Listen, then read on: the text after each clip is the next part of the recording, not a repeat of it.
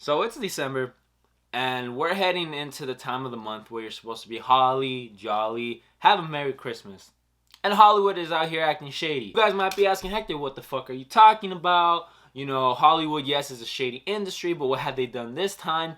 Why the fuck are you speaking into a marker that isn't even a fucking speaker? They recently came out with a trailer. It's entitled Songbird. For the longest times, you know, movies were revolving around an illness affecting society have always existed. Whether you're talking about Will Smith's I Am Legend, right, which is one of the more popular ones, you know, they've always been around. But there's a huge difference between I Am Legend and Songbird. Main difference is the timing. I Am Legend was unveiled, you know, and released around the time where a pandemic was the last thing anyone expected to happen in the world. It was released during a time where, you know, no one had ever, that was seen more as a dystopian, not dystopian future, but that seemed something that an evil scientist would have to procure in order for that reality to be real. And Songbird is the exact opposite, because if unless you've been living under a rock, the entire world has suffered under COVID-19.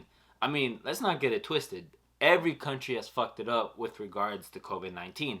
Some worse than others, some better than others, but every country has felt it in a sense.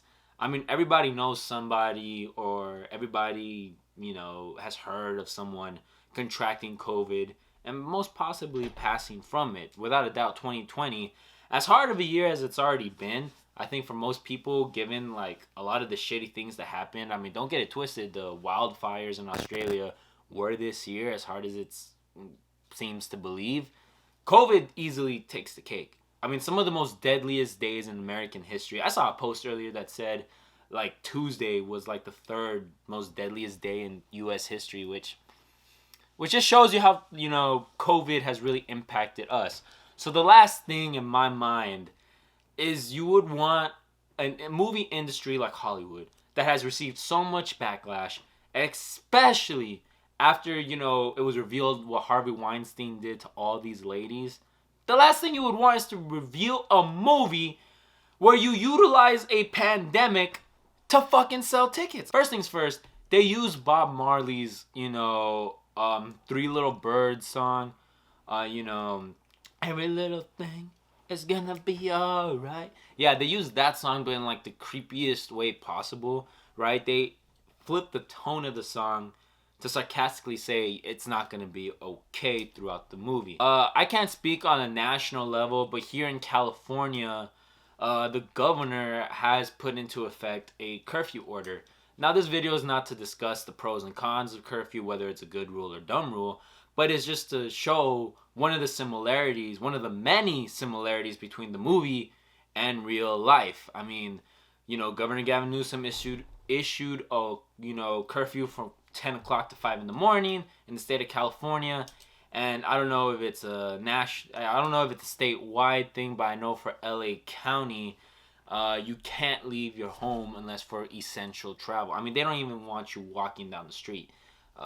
And again, this video isn't discussing the policies, it's more so trying to draw a correlation between real life and the movie.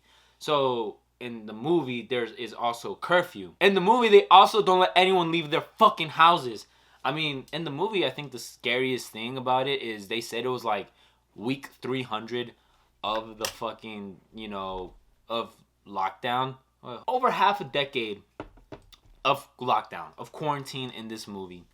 And if that wasn't the biggest thing of like life imitating art, art imitating life, you know, everyone knows that Rona, the medical terminology for it is COVID-19. That's kind of like the scientific term.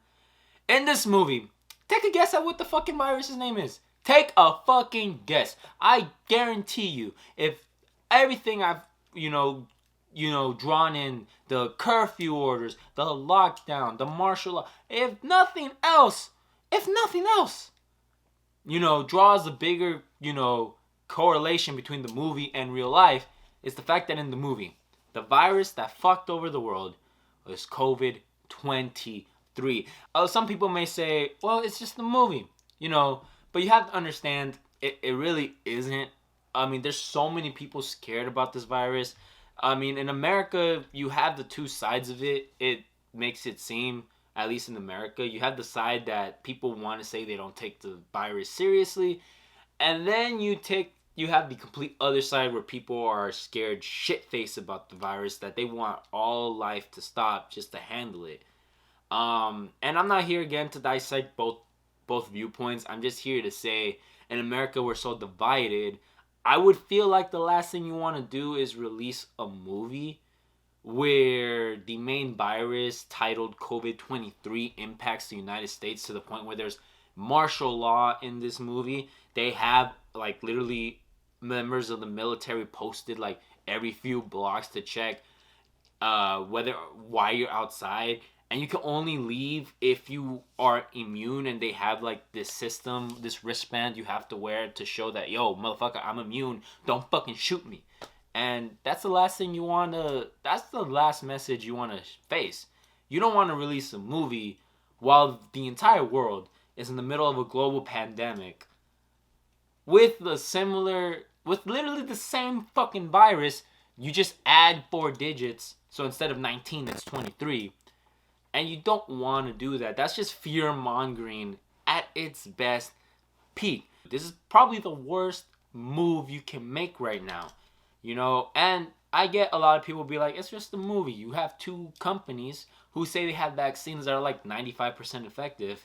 Well, the thing is, even though we have 2 companies that have vaccines that are, you know, rumored to be effective or whatever, even though we have, you know, a new president-elect coming into office, the last thing you want to do is make a movie that literally takes events of what we're experiencing, a global pandemic, a pandemic that has impacted everybody's lives, right? Like, I personally have not gotten COVID.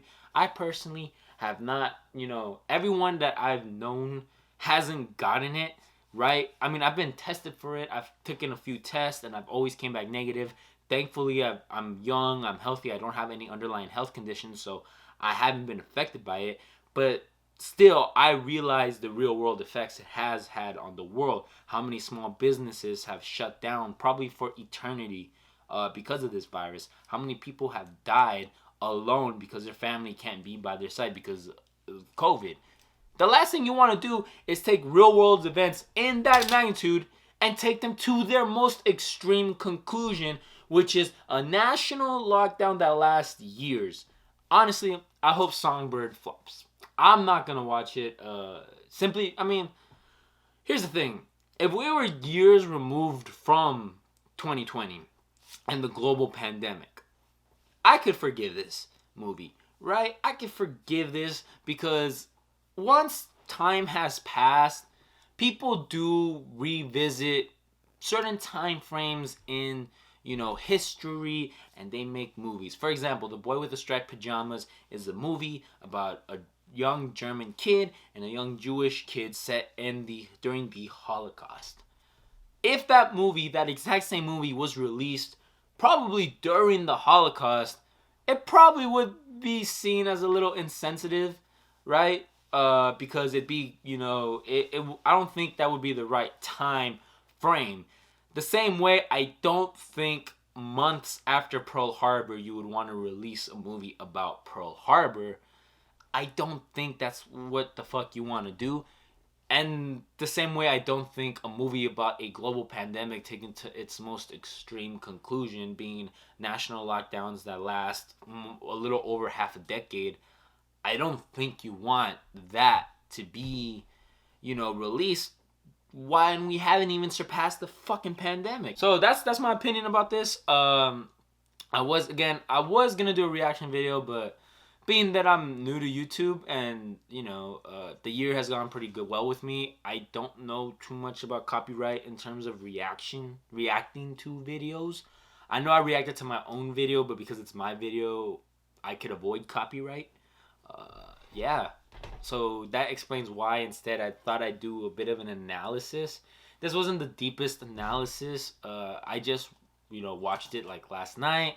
I really didn't pontificate. If you guys did enjoy this style of video, I have other thoughts. I'm an opinionative person. I would like to be able to do more sit down videos where I give, you know, my thoughts, whether it be music, movies, right? I do like these sit down videos. I have another topic, the fact that Andrew Garfield, Tobey Maguire, and the previous two actresses, I know Emma Stone is one of their names. I forget the redhead lady that played Mary Jane in the original Spider-Man trilogy. They have all been confirmed to be in the new Spider-Man movie, so I would love to talk to you guys about that, but only if these style of videos interest you. I also have other thoughts, like how, you know, Latin female artists can dominate 2021, and I feel like how 2021 is the year that Latina artists, they should release music, because I think that's the year that, you know, in terms of Latin music, females especially, right, can dominate. But I only want to make those videos, like, if you guys are interested to. Oh, you know what? It's my channel. Fuck it. Maybe I'll make it just because I'm bored. I finished school. All I do is work right now, so I might have more time. But yeah, if you guys enjoyed this video, please leave a like, comment, subscribe. I do have other videos, not just sit down videos in store. I just finished school. I took a little bit of a break from school. Not from school, but after school, the semester, all that bullshit that comes with it, because virtual learning is the biggest pain in the ass mankind has ever known. I have to start getting my Christmas list shopping in store. But yeah, I hope you guys have a good day. I hope this video reaches you guys in good health. See you later, guys. Peace.